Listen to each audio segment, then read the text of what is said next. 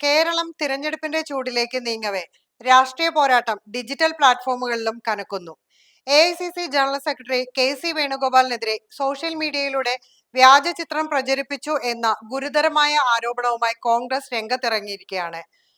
കൈരളി ന്യൂസിനെ പ്രതിക്കൂട്ടിലാക്കി തെരഞ്ഞെടുപ്പ് കമ്മീഷനിലും പോലീസിലും പരാതികൾ പ്രളയമായി മാറിയിരിക്കുകയാണ് ഇപ്പോൾ.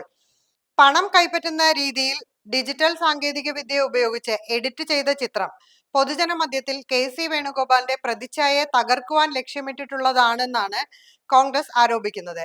ചിത്രത്തിനു മുകളിൽ പച്ച നിറത്തിലുള്ള വട്ടം ബോധപൂർവം ചേർത്ത് തെറ്റിദ്ധാരണ പരത്താൻ ശ്രമിച്ചു എന്ന് ചൂണ്ടിക്കാട്ടി AICC നിയമവിഭാഗം ചെയർമാൻ ഡോക്ടർ അഭിഷേക് സിംഗ്വി നേരിട്ടാണ് കേന്ദ്ര തിരഞ്ഞെടുപ്പ് കമ്മീഷനെ സമീപിച്ചിരിക്കുന്നത്.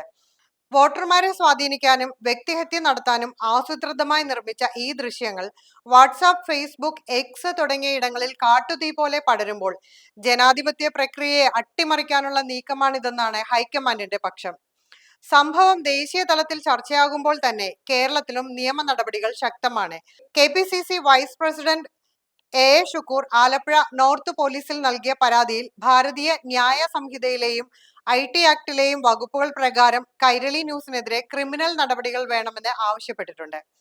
വ്യാജരേഖ ചമക്കൽ, വിദ്വേഷം പടർത്തൽ, ക്രിമിനൽ ഗൂഢാലോചന തുടങ്ങിയ ഗൗരവകരമായ വകുപ്പുകളാണ് പോലീസ് പരിശോധിക്കുന്നത്. വ്യാജ വാർത്തകൾക്കും എഡിറ്റ് ചെയ്ത ചിത്രങ്ങൾക്കും പിന്നിലെ യഥാർത്ഥ ഉറവിടം കണ്ടെത്തണമെന്നും എല്ലാ പ്ലാറ്റ്ഫോമുകളിൽ നിന്നും ഈ ചിത്രം അടിയന്തരമായി നീക്കം ചെയ്യണമെന്നുമാണ് കോൺഗ്രസിന്റെ അന്ത്യശാസനം.